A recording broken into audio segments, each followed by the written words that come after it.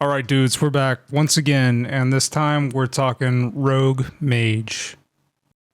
I wanted to do a little bit of a lengthier guide against Rogue Mage because I feel like this is one of the trickier comps to learn to play against. So if you'll bear with me here, I'm going to go through our general strategy against Rogue Mage and then break down some of the details and nuances through several replays. The biggest issue you're going to run into with Rogue Mage is really the Mage's spell steal kind of counteracts a lot of your typical advantages against this comp. But if we change the way that we approach our advantages and the way that we use our blessings of freedom and protection, we can actually come out on top. So the full purpose of these advantages is to play around our warrior, right? So we have Hammer of Justice that we can use to force blinks from the mage that then allows our warrior to get on top of the mage. We also have bursts that we can use to knock down mage shields or get extra damage on the mage.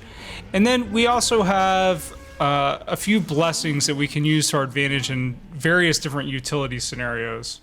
For example, Blessing of Freedom. So we're used to using Blessing of Freedom as a root break, but since the mage has spell steal, we kind of need to treat Blessing of Freedom as more of a blanket cleanse. So what do I mean by that? So a mage, not only do they have the root, but they have several other frost debuffs that they're going to constantly be putting up on your warrior, which makes it very difficult to cleanse in the traditional capacity. So instead, we start to treat our Blessing of Freedom as more of a temporary cleanse that can either be cancel aura'd or used just to prevent damage from coming in from shatters and just to free up our warrior to be able to get back on top of the mage, even though he's likely going to face some other sort of CC shortly after that. Blessing of Protection is going to be used in much of the same train of thought. So the warrior will call for a bop at some point, maybe when the rogue has lined up a couple kidneys, just to more or less keep pressure on the mage and go for the kill. So that's another time that we're really just using bop as a cleanse mechanism, and the warrior needs to cancel aura that to prevent the mage from spell stealing bop. Blessing of Sacrifice is going to be treated in also another limited capacity. Since the mage can also spell steal that, we can use it to try and cover a cheeky sap at the beginning of the game, but we also want to use that to try and snipe a sheep if we're going to take a sheep and the warrior's in our line of sight. If we could just get that one global to break sheep, that's huge. So the combination of all this utility together can actually help us win the game.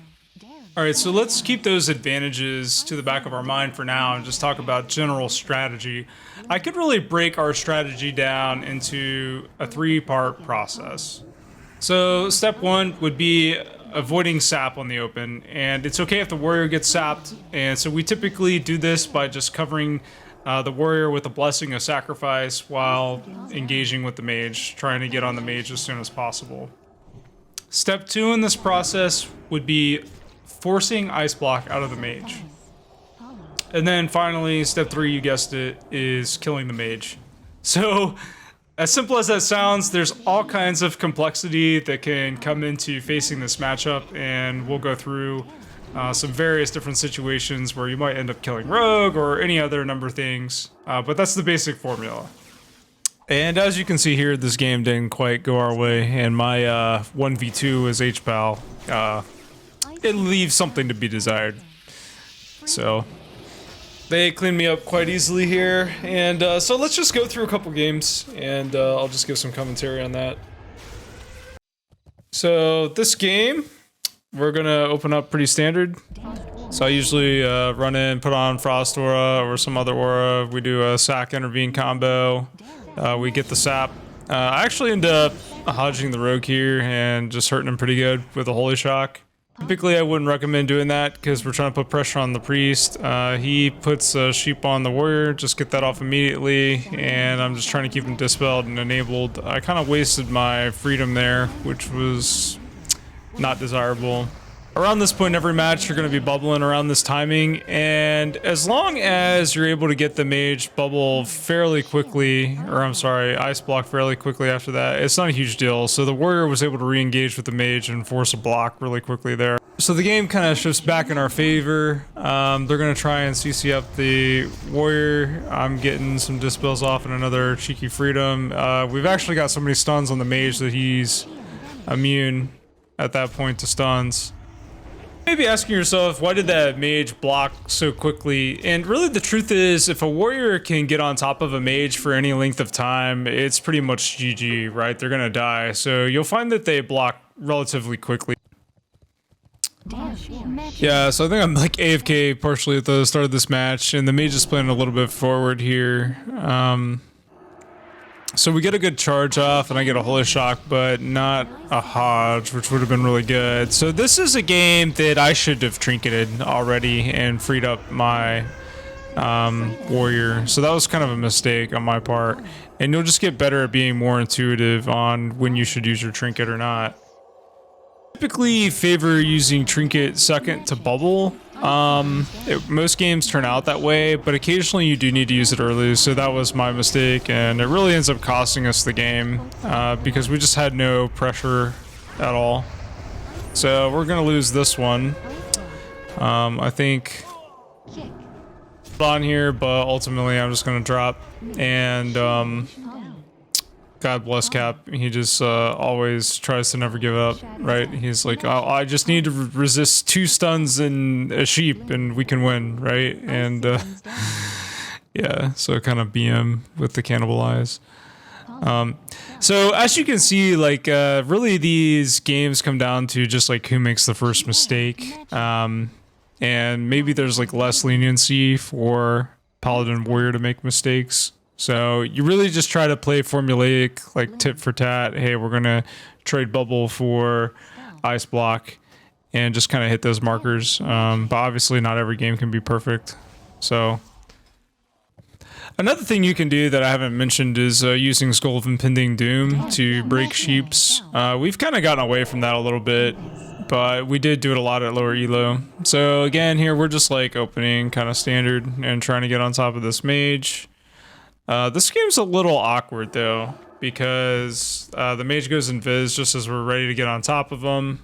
And then we kind of have a bad engagement here in the beginning. I tell the warrior cap to just go ahead and get on him as soon as he shows. But we're kind of like trapped in this awkward blizzard, so I end up freedoming myself here to try and go for a Hodge, which was a mistake. Freedoming the warrior would have been much better, and we're pretty behind here, but I would always just play it out even if you kind of have a snafu like this. The rogue's already popped his 9 vuln pretty quickly, and I'm just trying to continue to enable my warrior over and over, right? Like as soon as he's novid every time, I'm stopping whatever I'm doing to freedom him or cleanse him. And so this is one of those games where, since the warrior could not get on the mage, he just decided to swap Rogue and put Rogue in the dirt. He somehow slipped away with like 1% HP. It's a little frustrating sometimes, but we end up getting the kill here. So my general advice, like to any warrior, right, is like hit whatever you can in extenuating circumstances, right? And if that means you gotta hit a rogue, even if he's got evasion and whatever, just do what you can until the paladin can help you get back on top of the mage. Again, going rogue isn't bad. Typically though, if the rogue gets away, I wouldn't chase and I would swap mage. When we were lower elo, we killed rogue a lot. But as we got higher, leaving the mage unattended was just like a lot of damage to deal with and heal through. So that's what we tend to go for now. I also feel like putting more pressure on the mage just tends to make him less active with like blanket counter spells and different things like that that make the game really hard.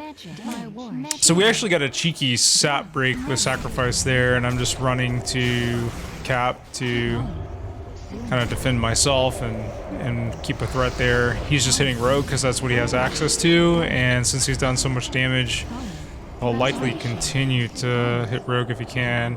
But Rogue gets a re-stealth, and so we just make a swap to Mage here. And again, like this Mage, yeah, he's still freedom, but he's kind of under a lot of pressure despite that.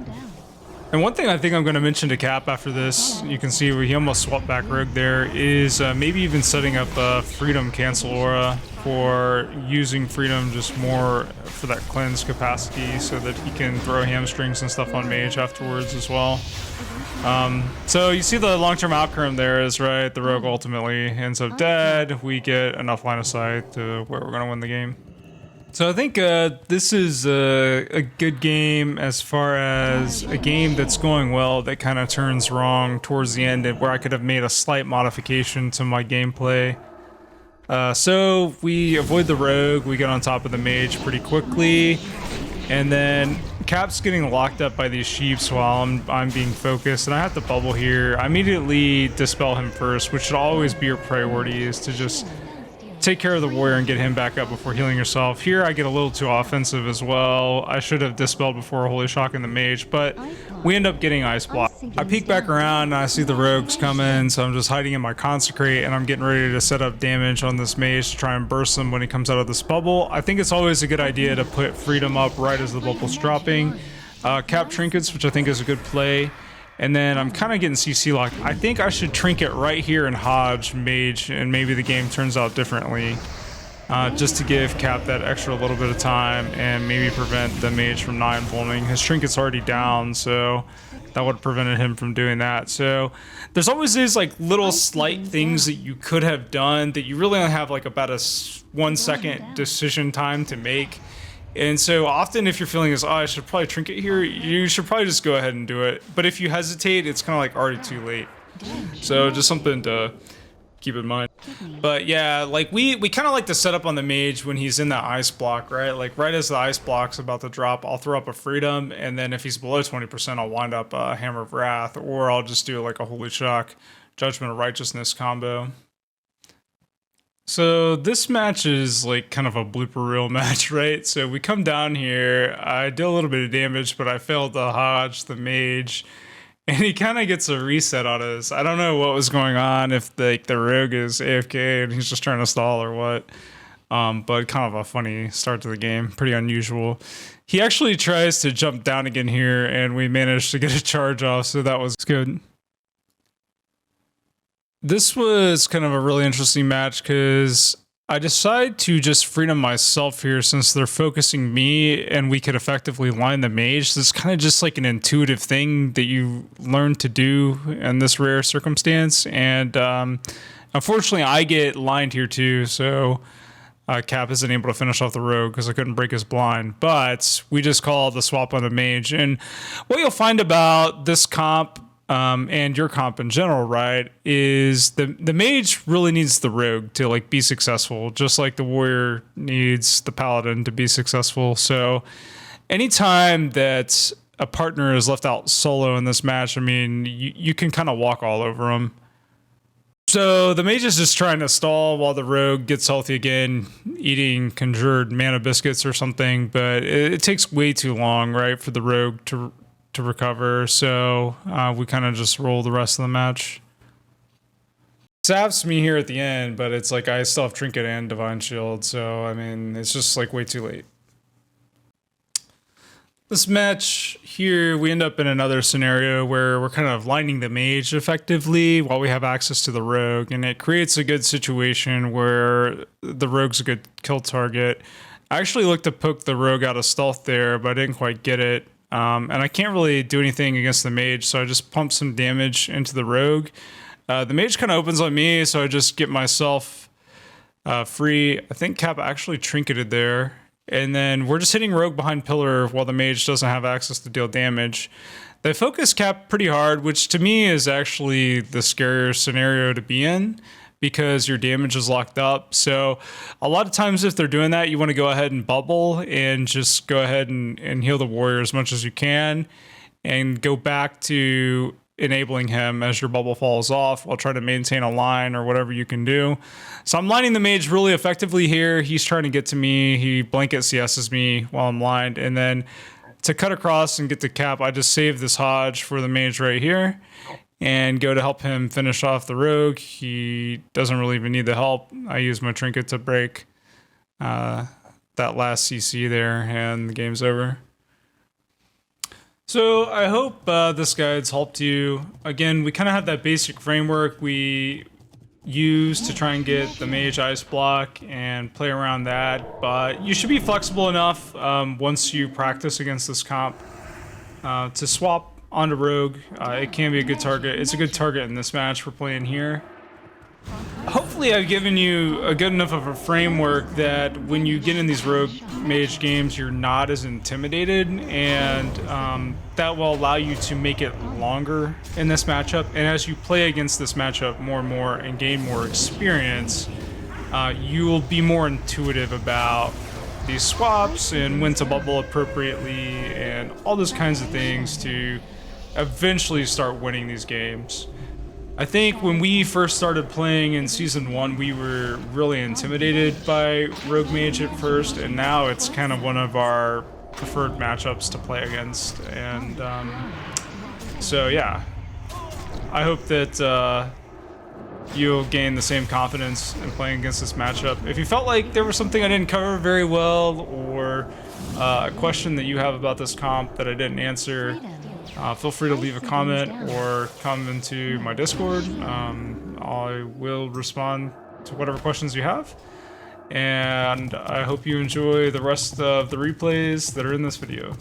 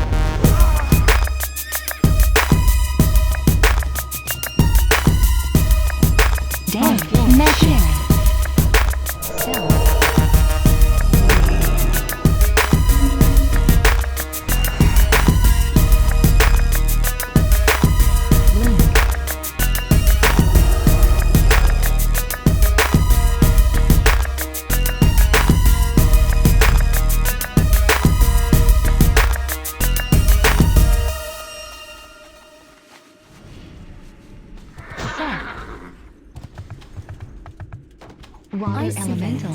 Poly. Dash. Magic. Blind. Kidney. Freedom. Evasion.